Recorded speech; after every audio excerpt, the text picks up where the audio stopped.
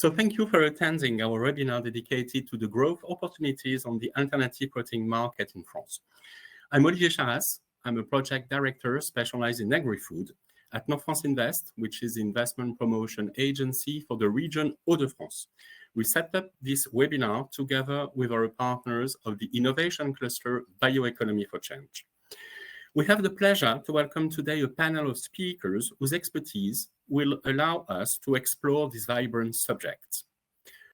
We will close this webinar with a Q&A session. The chat is yours to share with us your written questions during the course of the webinar. The first point will be about the consumption of alternative proteins in France and in Europe, which is constantly growing. Just one figure. 22% of French people state that they increase their consumption of plant-based proteins during the year. Alexandre Desbiens, Deputy General Delegate at the Innovation Cluster Bioeconomy for Change.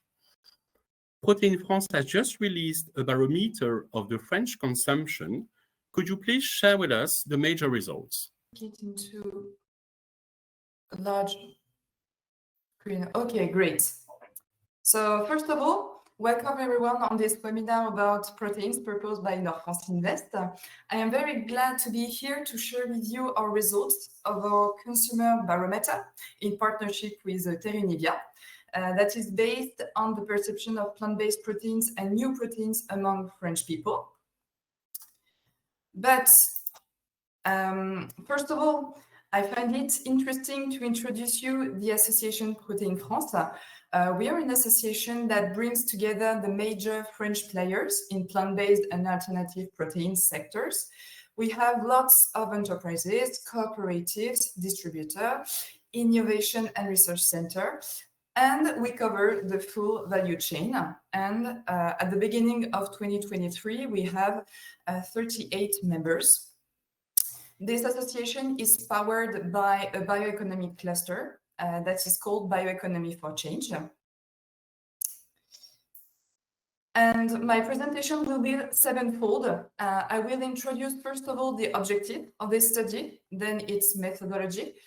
Very quickly, we will talk about the food customs and the act of food purchasing among French people.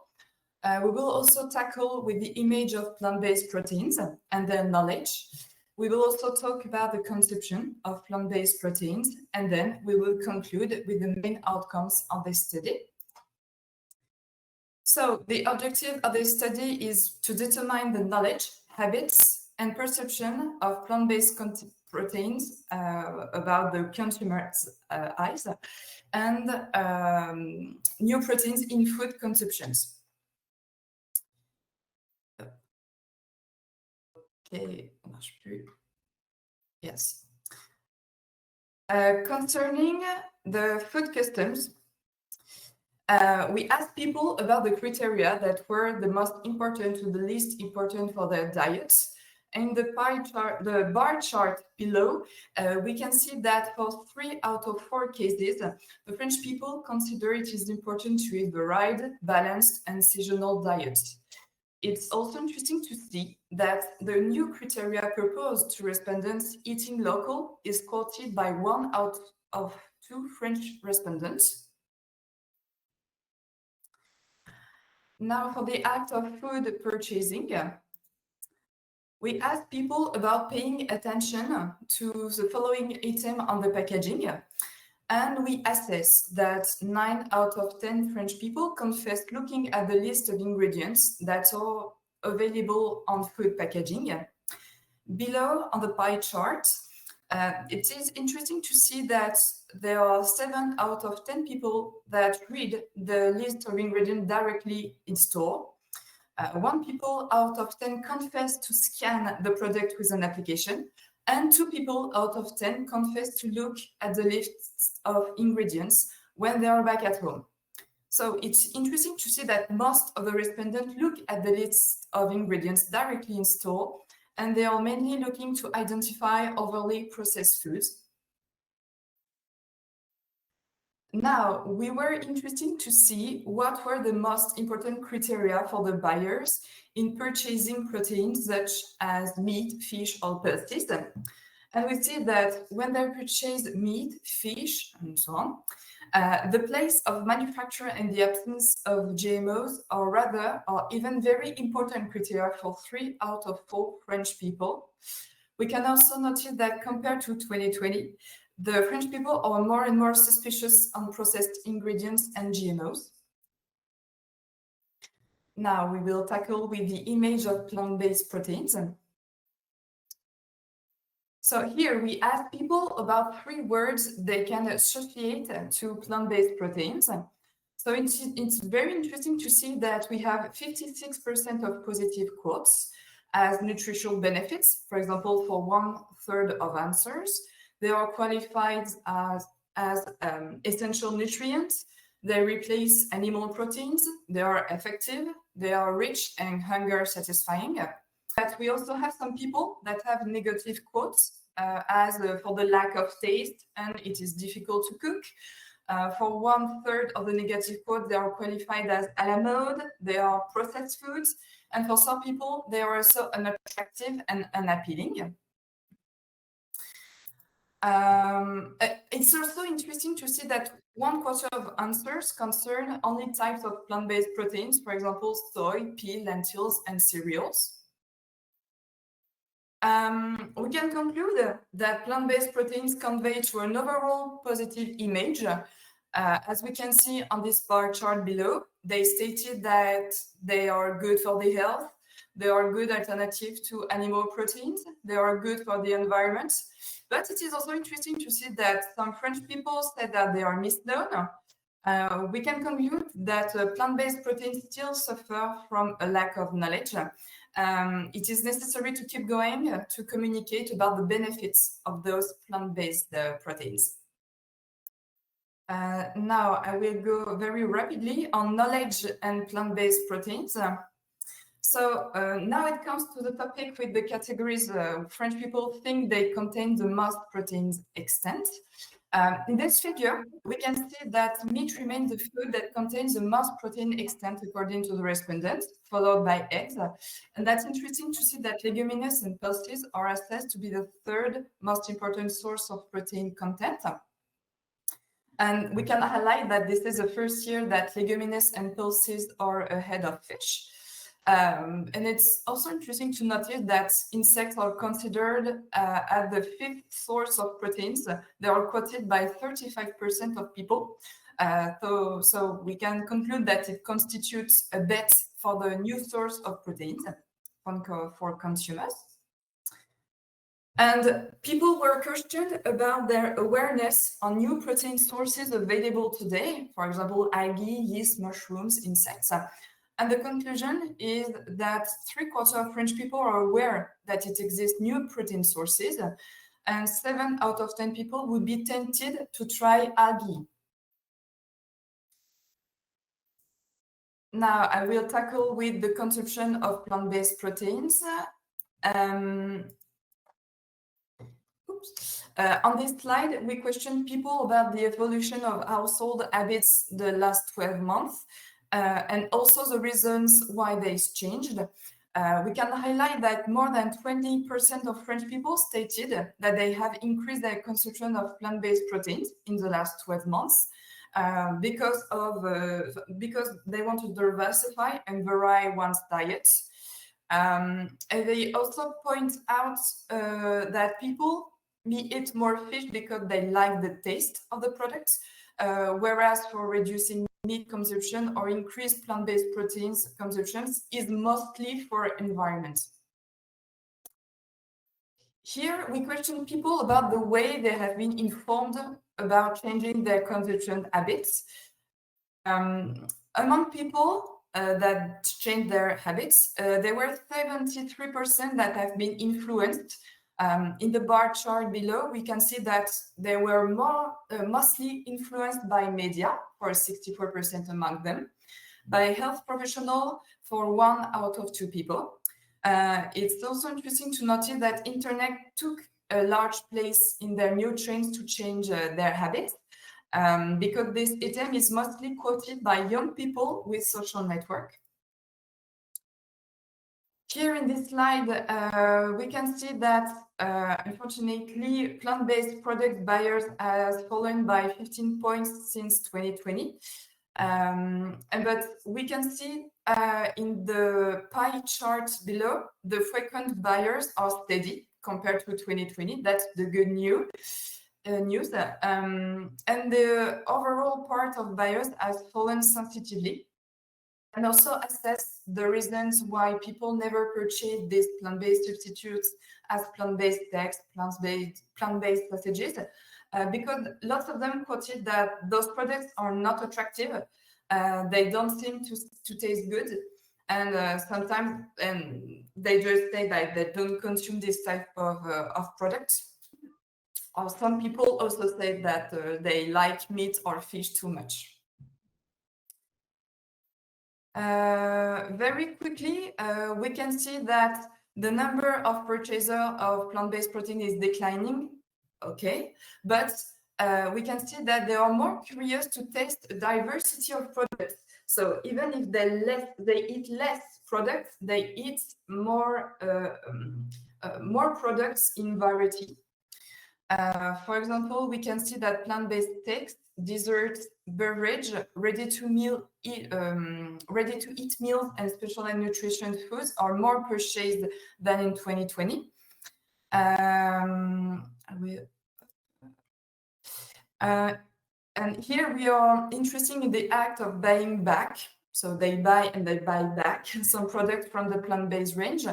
And in the bar chart below, we can assess that except for plant-based steaks, consumers are willing to buy back these plant-based products. As we can see on the total of yes answer, plant-based drinks and desserts seems to be iconic.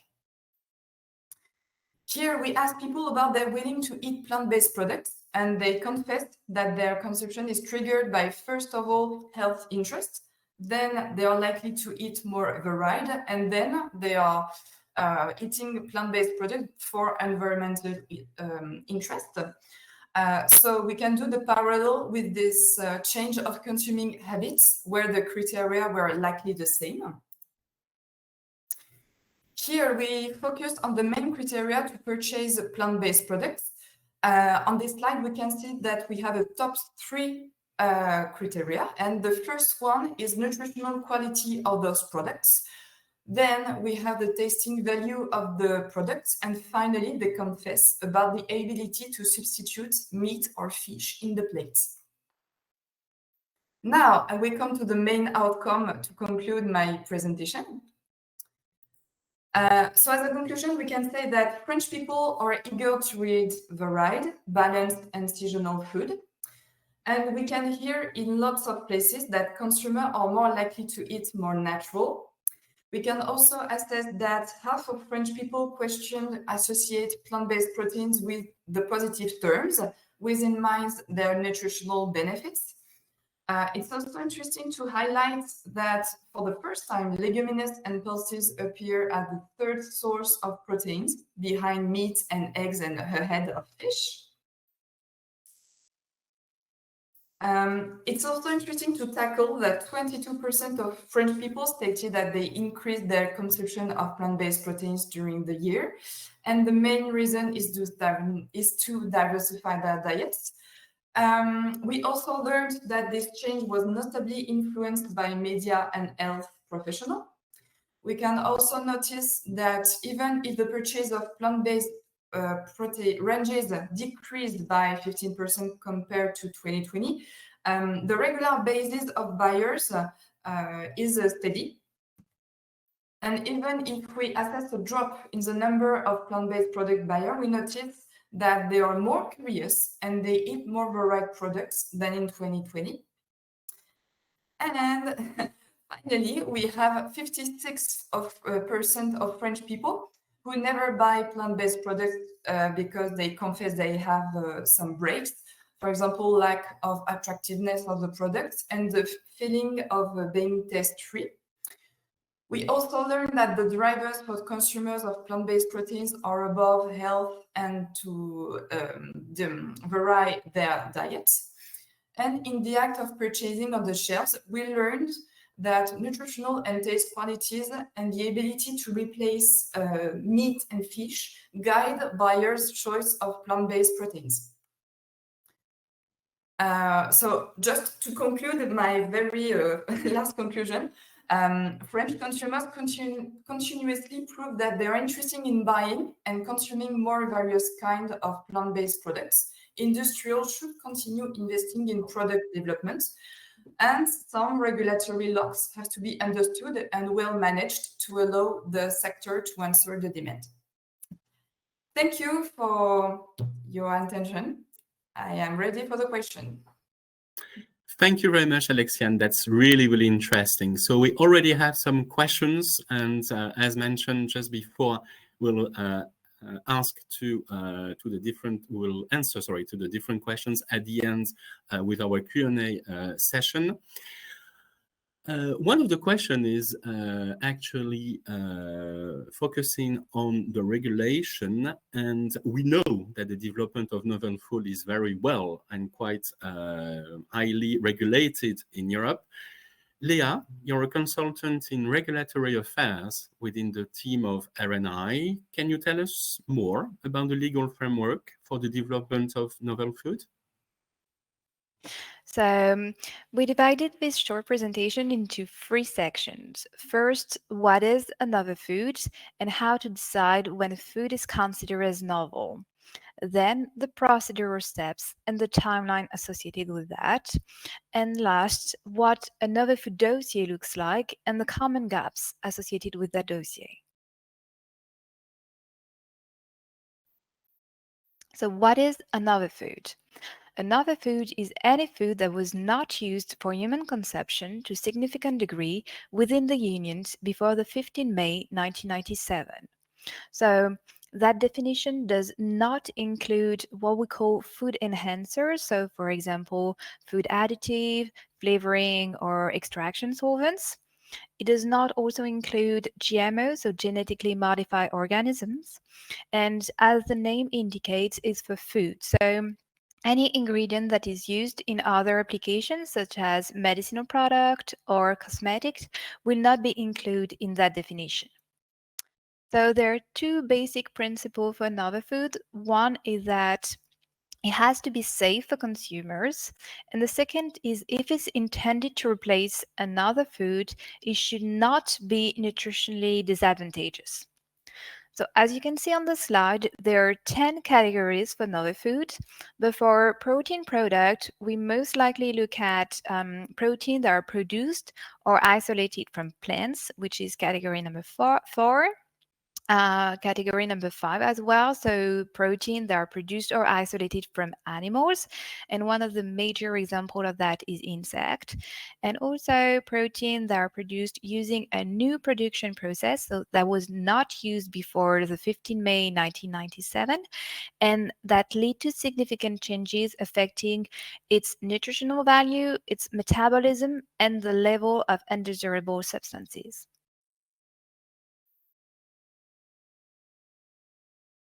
So how to decide when a food is considered as novel? Step number 1 is to check the novel food catalog, the union list, which is a list that compiles all of the authorized novel food in the EU, and to go to the consultation process section on the European Commission website, where all of the food that went through an Article 4 procedure, and so the opinion of the member state for the foods are listed. So if the food that you're looking for is referenced there, then you have to follow the opinion or the ruling. If it's not, then you have to check whether there is a clear and documented evidence of conception prior to May 1997. For that, there are different ways to prove it. So here the list is not exhaustive, but that can help. So some documents that help prove or justify the ingredient history of safe use. So for example, sales invoices detailing the sale of the food, bringing the proof of significant quantity sold in the EU, or official document, for example, government statistic. For the last section, which is additional information, so for example, catalog or recipe book or magazine articles, those proof can help proving the history of use, but they not can be used on their own. So if you couldn't find any evidence of the history of conception of that food, it's most likely that will be considered as novel.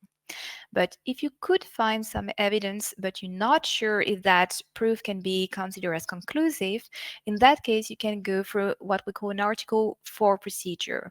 So an FBO has the opportunity to consult a member state and to determine the status of a food. So all of the information that has to be contained in the dossier that are submitted to the member states are in regulation, in European Regulation 2018/456. So it takes 4 months, and the time period can be extended to 4 additional months, so 8 months. And when the member state has reached its opinions, then the opinion is made public and listed in the consultation process section, as I mentioned before.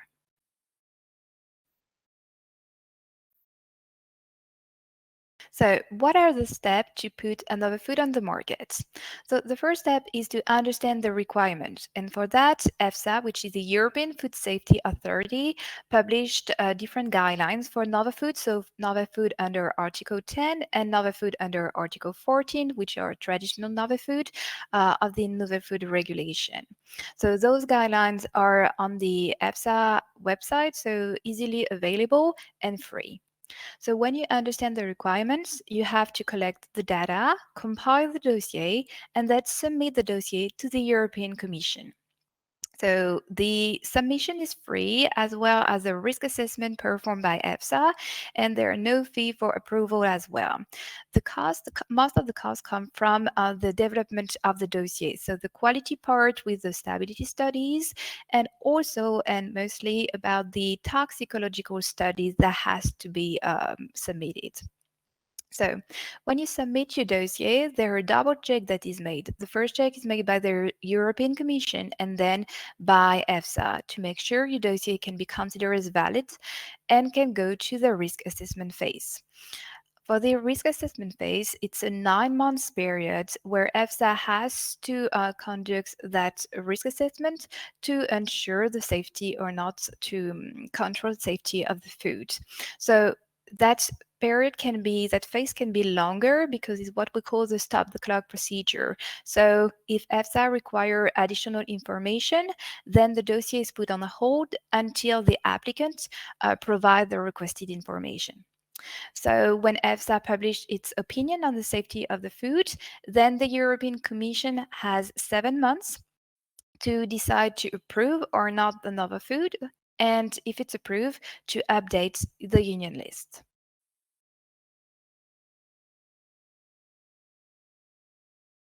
So what a novel food dossier under Article 10 looks like. So the dossier consists of 3 parts. Part number 1 is about administrative data. So data about the manufacturer, data about the applicant, whether or not they were confidentiality and protection data requested, etc. Part number 2, it's about the summary of the dossier. So it's a summary about the evidence demonstrated the safety of the food, and that summary is made public by the European Commission after that.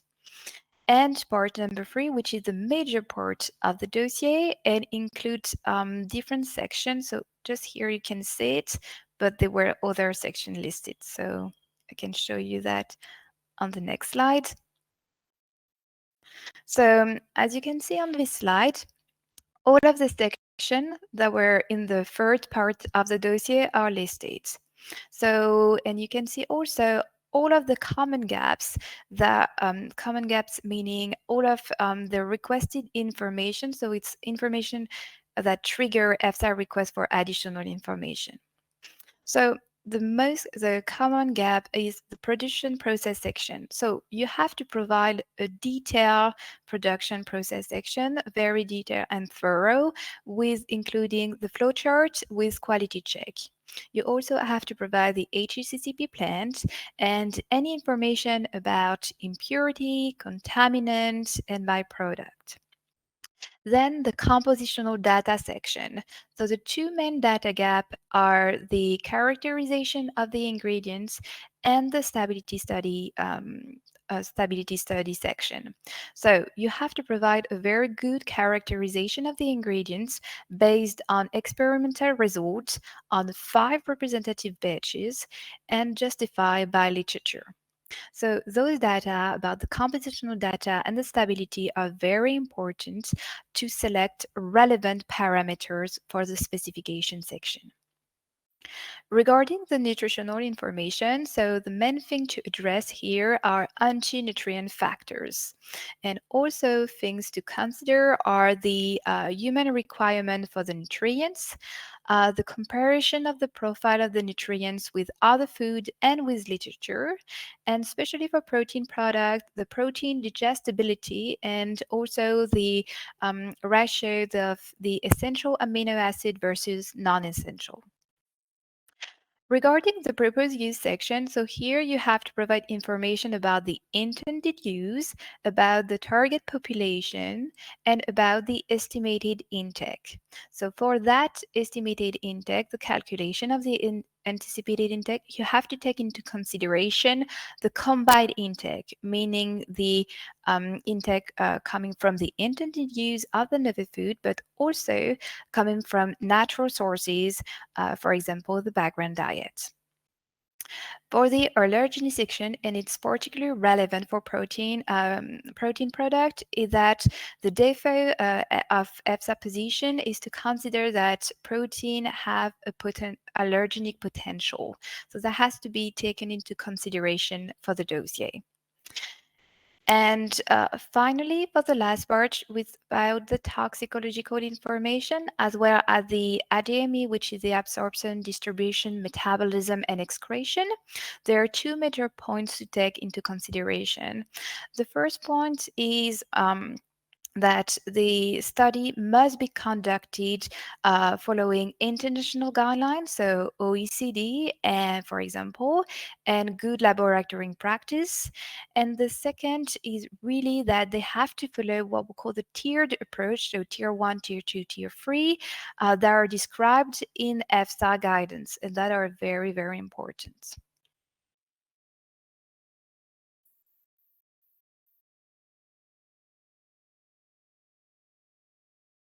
So a very quick word about 𝐼 company. So we are a full team of consultants across France, the UK, and the USA, and we specialize in international regulation and compliance alongside medical and toxicological affairs. So our services include foods, but also cosmetic, medical devices, and borderline products. So if you have any question, you can reach us at 𝐼@𝐼.conseil.com. Thank you. Thank you very much, Leah. That's really interesting, and it gives us a very valuable input into the regulation, I would say, process, but also question and issues. So we've seen in the first part with Alexiane that we have an increasing market in France. We also have a regulatory framework, which is quite well defined at the European level. The next part of our webinar will focus on financing, because we all know that financing is one of the major challenges when you tackle and when you face with innovative projects. This is clearly one of the challenges of France 2030 strategic plan, which has specific financial tools to support the development of healthy, sustainable, and traceable food. Capucine Grand-Cyr from BPI, which is the French Public Investment Bank, will help us to discover the general framework, but also 2 calls for projects which are currently underway and dedicated to food innovation. Capucine, the floor is yours. Thank you very much. Can you hear me and see my presentation? Yeah, we can hear you and we can see your screen. That's perfect. So my name is Capucine Grand-Cyr. I'm a sustainable food tech analyst at the French Public Investment Bank. And today I'm really happy to introduce you to the different calls for projects that BPI France operates for the French state through the France 2030's investment plan. So a bit of history, if I can change my slide. Okay. BPI France was created in 2012 by the French state, and especially with one main objective: to support the French economy through the support of different companies, micro businesses, SMEs, mid-caps and large caps as well, so any type of companies. And in 2021, we allocated a huge amount of funds, up to 50 billion euros, and 20 billions of it was in the form of financing, with 4.4 billion in innovative projects only, and 4.4 billion euros in capital investment as well. And at the end of 2021, the French President Emmanuel Macron released a new investment plan that we call France 2030. It's a 5-year-long investment plan where is being allocated 54 billion euros to support the transformation of strategic sectors for the French economy. And it has been a year now since the beginning of the plan, and almost 10 billions have already been allocated. And lucky for the French and other food tech businesses, 2 billion euros is especially focusing on to invest in a healthy, sustainable, and trashable diet, including, of course, the protein alternatives.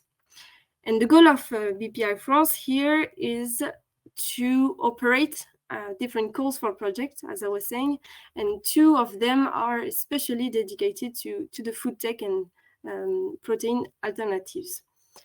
So if you have a project with a proof of concept already done, you can apply to these calls for projects dedicated to support the research and development of such solutions.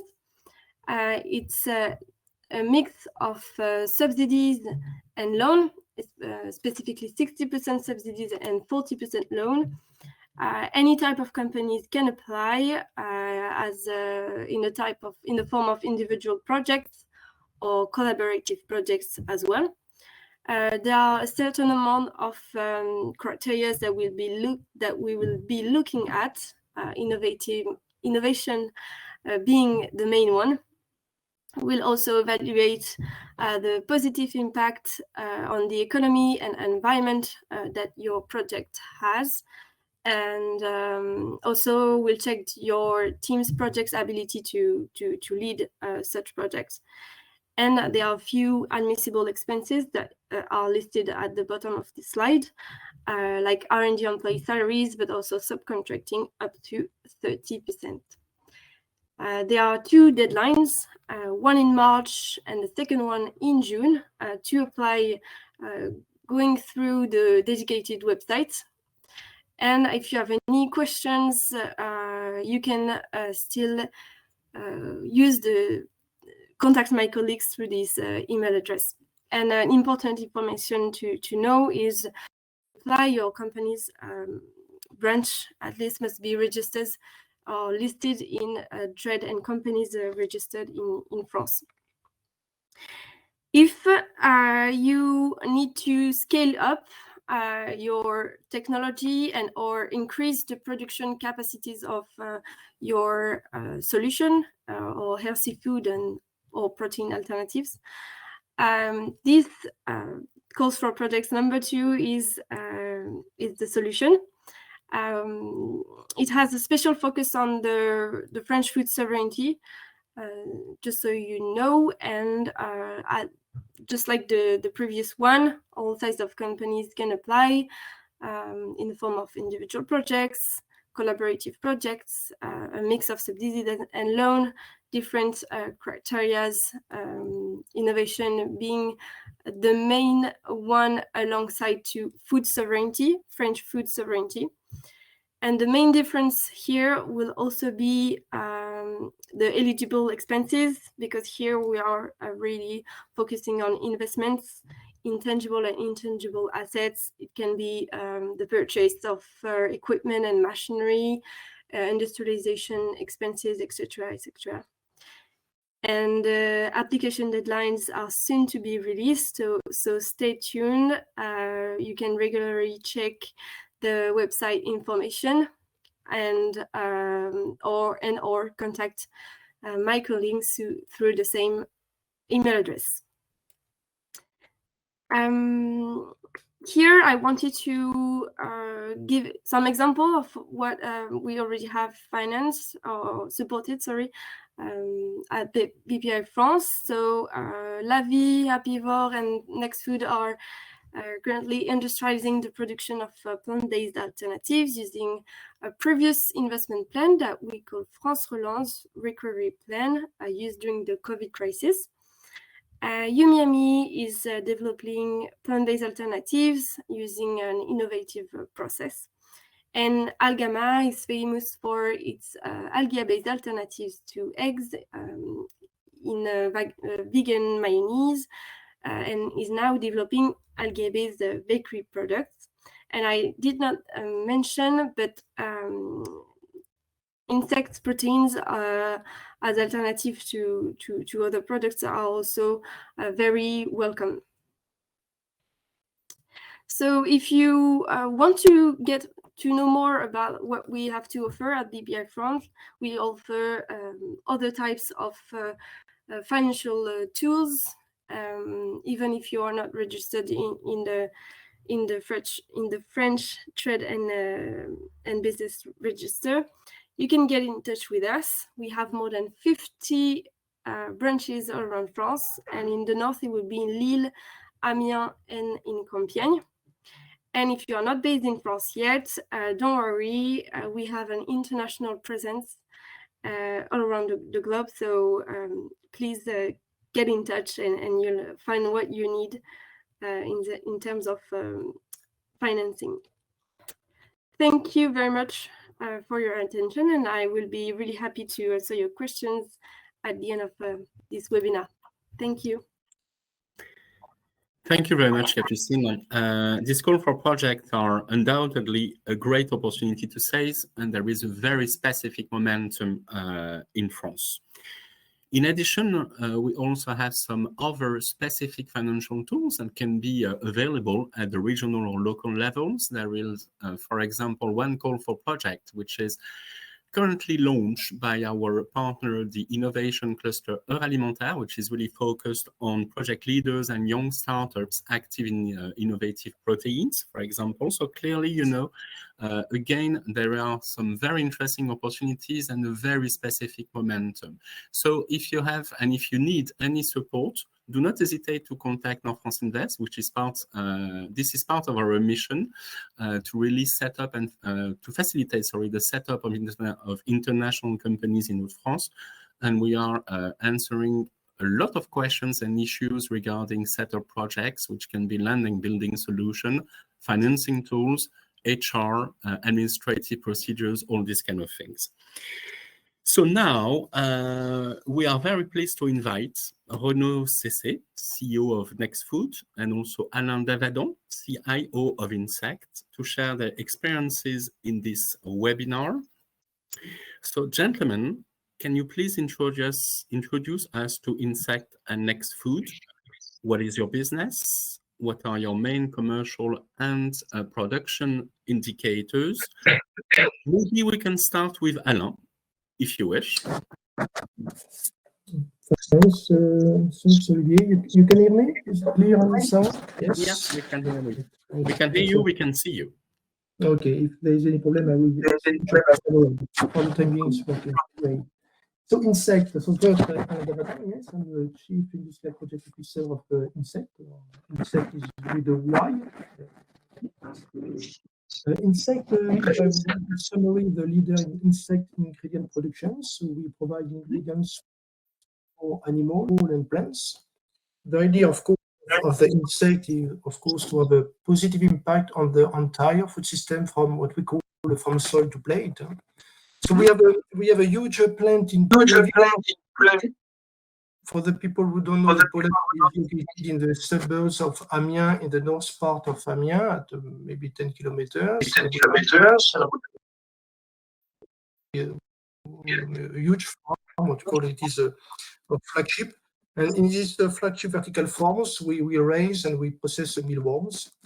This is and will be for a few years the biggest insect farm in the world. This insect farm is fully automated. We call it a 4.0 plant with a lot of data that we will collect for the optimization of the plant. What is the goal of insect? The goal of insect, starting from the 4 young engineers who started insect 11 years ago, is to produce more food with fewer resources in order to feed the world while we preserve it. It is the main idea. Of course, if I speak and give you some KPIs in terms of sustainability, and it is very, very impressive. If I take a kilo for 1 kilo of proteins, the insect ingredients use 90 land than the cattle. In terms of carbon dioxide, they emit 40 times fewer CO2. And in terms of water use, it's approximately 40 times less water than the pork. So of course, KPIs which are quite important and going on the right direction for the sustainability. For nutrition, we have also some KPIs. We'll go very fast, of course. If we use just what we call the fish farm, we have demonstrated that the growth increased by 35%, and for the mouse, we reduce the cholesterol by 60%. The next feature, just I will finish like that. We have already quite huge, $1 billion in the pipeline, signed contract to be signed. The major, in fact, problem that we face today is to produce and to be capable, of course, to honor and to provide, I will say, the ingredients to the market. Yes, in a nutshell, I will say the key element KPIs for insect. Okay, thank you very much. And now, Renaud, could you just give us some information about Next Food?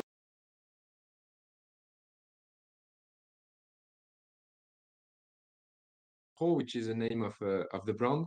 It's a French startup which is specialized in plant-based alternative to meat.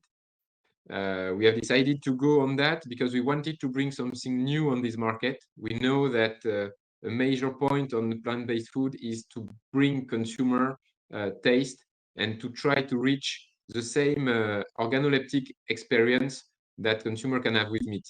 So it was a great challenge, and we started like that 4 years ago by focusing the first 2 years on R&D.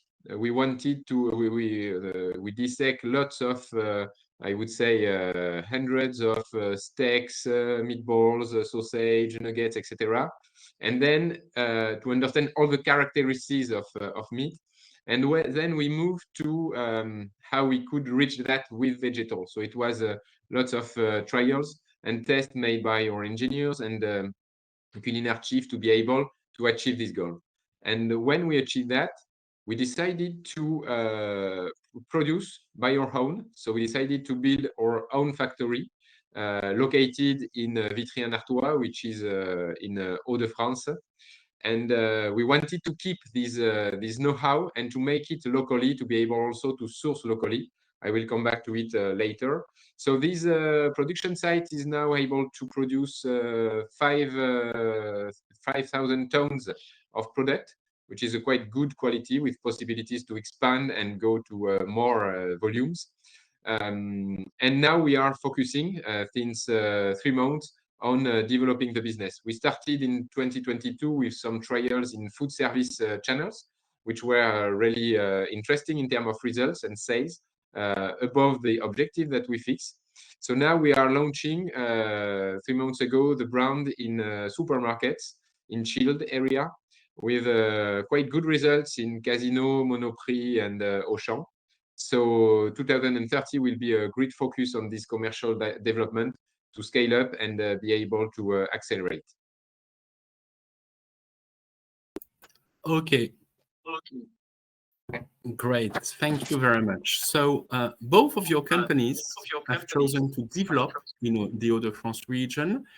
What was your stage of development, and I would say the main challenges that you face when you made your decision? Renaud, perhaps if you could enlighten us on this point. Yes, we choose to set up in Hauts-de-France since the beginning for two reasons. The first one is that we found in Hauts-de-France very interesting partners to support us in launching this great adventure. For instance, we developed a strong partnership with 𝐼SA, Institut Supérieur d'Agriculture de Lille, which hosted us for first works on this plant-based texturation. We were located in 𝐼SA, so we are really glad to do it, because it was not easy at the very beginning when you start on a startup to have this kind of help. So that was great. We have also strong partnership with Adrianor that help us on lots of technical topics. So all these partnerships help us a lot and are certainly a basis for the success that we have currently. And the second reason is what I just explained before. We had in mind to become a producer. So we know that the Hauts-de-France region is a major one in terms of culture of pea and wheat. And these are the two main ingredients that we put into our products. So that was quite normal and relevant to put our production site in this area to be able to reduce the sourcing and to be as local as possible to reduce our carbon footprint. Okay, that's really, really interesting. Alain, again, what was, I would say, your stage of development when you started, I would say, in Hauts-de-France? I know we have some, let's say, connection problem, and we have a question in the chat. Could you please repeat again what is the performance in CO2 and water impact on insect versus other sources? So maybe you can try without your headphones. Can you hear me now? Is it okay? Or it's okay. For me, it's okay. It's okay. Let's say I will speak slowly. In terms of release, if I take 1 kilo compared to 1 kilo of proteins coming from the insect versus 1 kilo of proteins coming from cattle, the emission is 14 times fewer compared to the cattle. So 40 times. In terms of water, it's approximately the same. It's 40 times less than the pork. Okay. Why? In fact, if you have some time, you can look on our website and to see what is a vertical farm, because a vertical farm, of course, the main target it is to have to use very efficiently. I will say either the soil, the temperature, of course, because we have a temperature control, and of course all the water. So we are quite efficient on this point.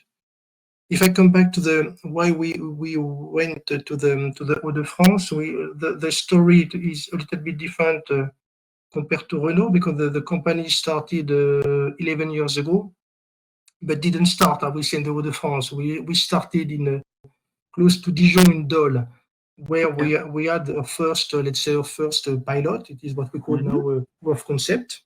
What we were looking since 2019, 2018, 2019, so 3 or 4 years ago, is of course to increase drastically, I will say, the size of the plant. Just for comparison, Dole, we have an output of 1,000 tons of ingredients per year, and what will be produced in Amiens, in Poulainville, is 100,000 tons per year. So you understand the scale is a big difference. Again, why? Because we will develop it a little bit later. But again, why we went there? Of course, we found the proximity of the customer, the proximity of the resources in the Hauts-de-France. We'll come back to that with the feed, because our insect eat a lot of wheat bran and other stuff. So definitively, it is. But I will develop it. It is a proximity of the customers, proximity of the feed, and proximity of the human resources that we will develop. Okay, yeah, that's really interesting, and we can understand from your feedback and experiences that the unique location and strategic location of Hauts-de-France is very, I would say, useful for your development in terms of market access, but also in terms of sourcing capacities and capabilities. So that's really something which is very, very important. Just one additional question, Anna. You employ around 100 people in this incredible farm in Poulainville, near Amiens.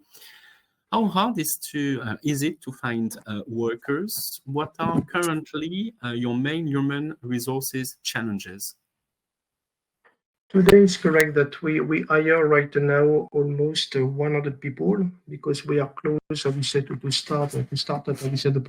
The production will start by mid of 2023. So we have hired most of the people. In fact, we didn't have a lot of difficulties to find some resources, industrial resources.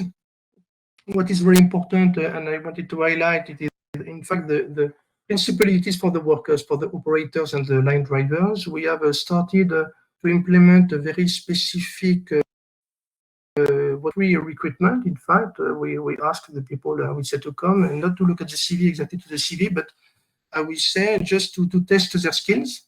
We did that with some recruitment day. I remember it was last year. We have 1 day or 2 days where we had a lot of candidates coming, and it was very, very interested.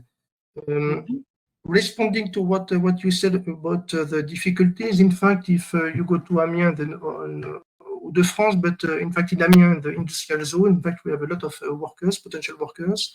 You have a lot of skilled worker in the industry. So as far as I remember, we didn't have a lot of we didn't find a lot of difficulties, I would say, to recruit some very skilled people. Good news. Yeah, that's good news. Okay, Renaud, yeah, you've already mentioned it, but I think this point is very, very interesting and important because innovation is clearly at the heart of, I would say, alternative protein companies, but also at the heart of your own strategy. So you mentioned the link with the 𝐬𝐴 school in Lille. Could you just come back to this point and potentially perhaps go deeper in detail with the links you have with structures to develop your innovations? Because we know that's important. We mentioned 𝐬𝐴, we mentioned Adriano. Yeah, you're right. And it's true that innovation is really key on our market. Plant-based market is moving very fast.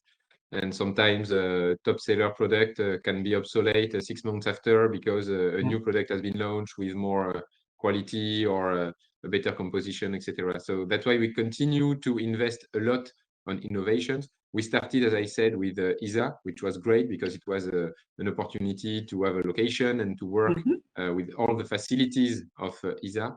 But we continue to set up different partnerships locally. For instance, we have a strong partnership with Université de Lille, working on the next generation of plant-based product, very research topics to be able to match these goals, this ambition to have the same experience with plant-based as with meat. Okay, so we are already at the next generation. Yes, yeah, for sure. That's really, really interesting. So finally, a last question to both of you. We often talk about the warm welcoming of Northerners, that is to say, of people living in the North. In your experience, is this a legend? Have you been or are you supported by the regional authorities?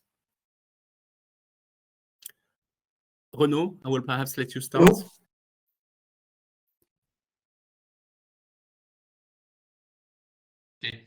Yes, well,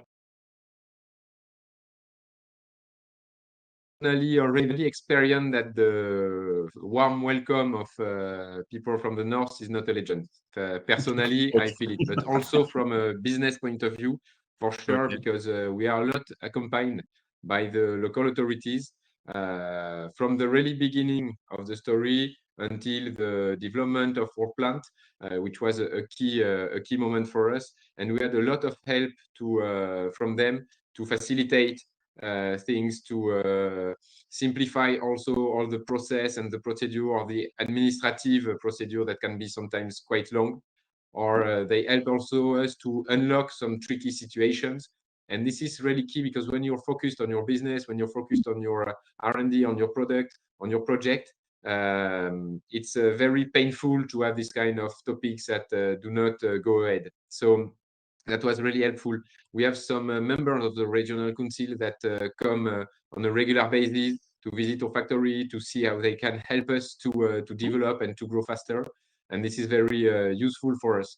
We have the feeling that they do understand what is a company and all the economical issue that we can have. So they do really their best to support us, even in the council, the community of municipalities, which help us on lots of topics, because they are really interested also in the counterparts, which is that we are creating jobs on the local area, which is interesting for them. So for instance, this year in 2022, we created 12 jobs in production, and they are located in 10 kilometers around the production site, which is quite good. And in 5 years, we should be at 100. So that's, I think that is very win-win partnership that we have with the authorities, for sure. That's great. Alain, what is your experience on this point?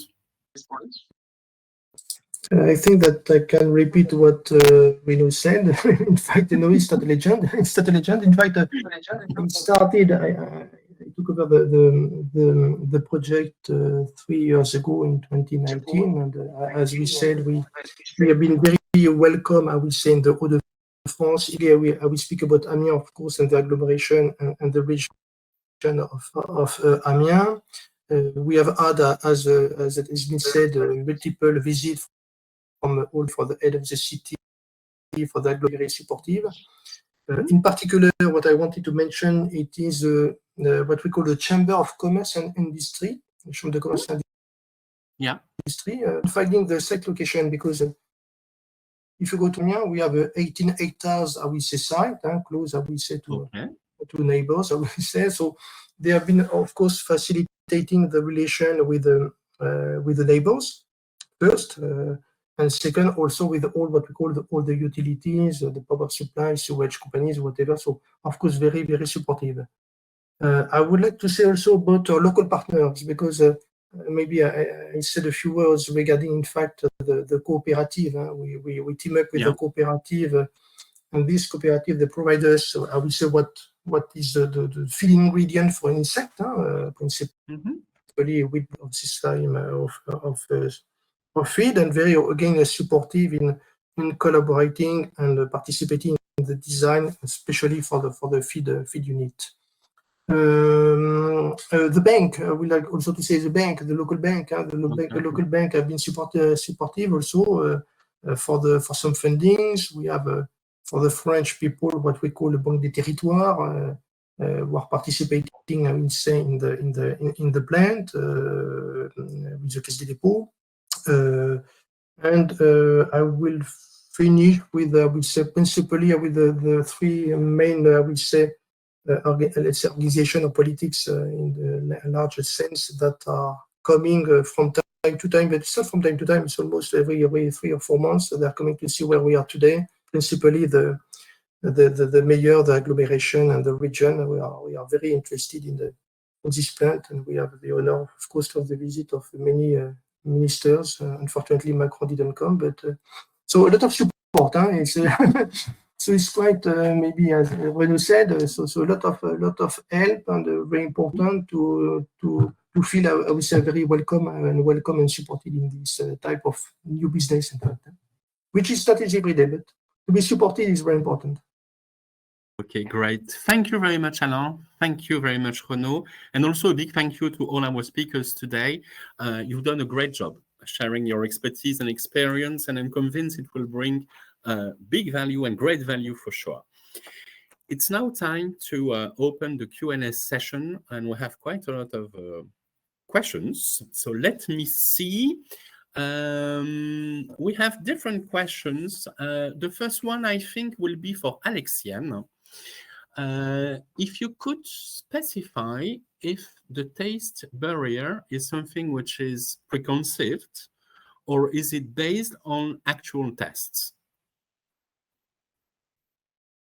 Yes, actually, I can understand. I can answer to that. Yeah, can you hear me? Yeah, we can hear you and we can see you. Okay, great. Actually, this question was asked to consumers who answered having already consumed these products. And that's why we have 1,000 respondents, but we have, for example, 250 people that really consumed those kind of products. And that's those consumers we asked. Okay. Okay, great. We have, I think, a question which will be both for Renaud and for Alain, which is coming from the Netherlands, I assume, because we're speaking about Dutch consumers, which obviously want to have tasty and healthy products. At present, one of the additives, salts, etc., are contained in the products. Do you take that into your product? Do you take that, into account into your product development? That is to say, taste adaptation to specific markets, for example. Is this something that you take into consideration into your own recipes? We speak for himself. Yeah, Renaud. Yeah, Renaud, I think, will be perhaps more concerned by this. Yes, it's true that we know that in Europe there are very different tastes and expectation about taste. What is clear is that I would say that almost 90% of the taste is the same, and then you can have some differentiation into the countries. But I would say that for the plant-based market, from my point of view, more than adapting to very local expectation in terms of taste, we need to increase the level of quality, which is a major point.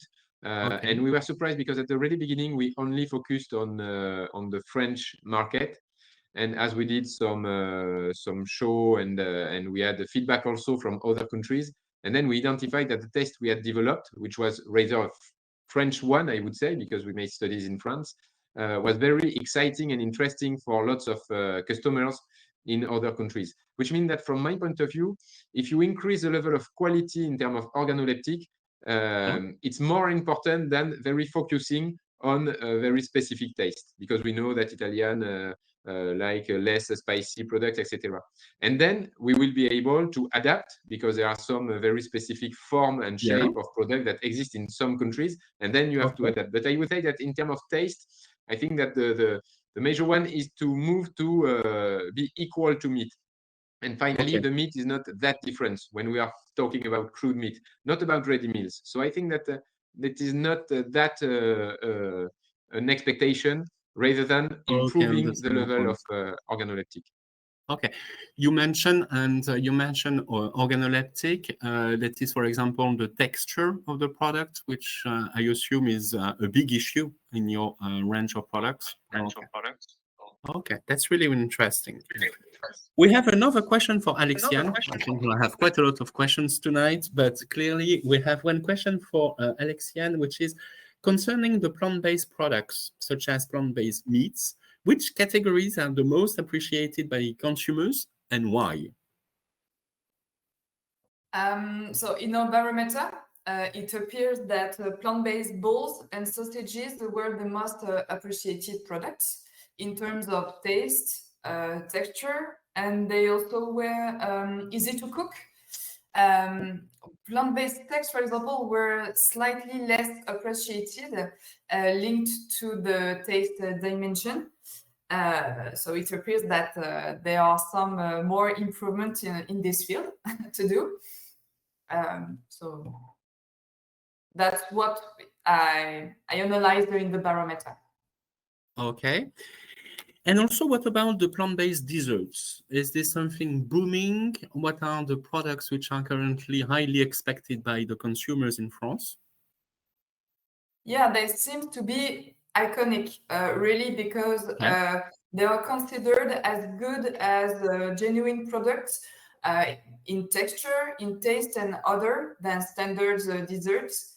But for consumers, for example, they are considered as not satisfying enough for concerning satiating power, for example, concerning beverage, for example.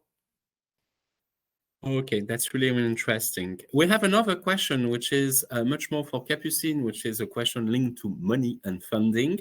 How much funding is left for the 2 calls for project you mentioned in food innovation? Can you hear me? Yeah, we can hear you. Okay.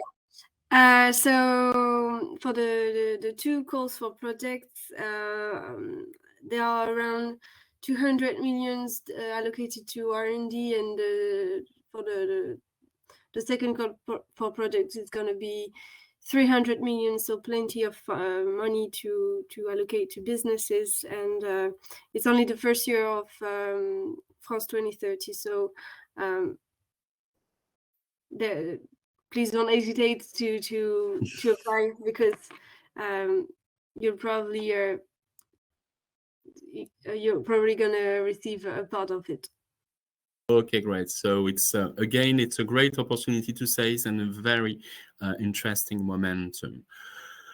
Okay, so again, thank you for joining our webinar tonight. Very sorry for the technical problems when we started, but the replay will be available and we will send to all the participants the different presentations. Again, a very big thank you to all our speakers. It was of high interest, and your information, expertise, and experience really bring valuable tools to our participants. So again, we'll keep in touch, of course. We'll share the different presentations and replay. And again, thank you very much for joining. Thank you. You're welcome. Have a great day. Thank you.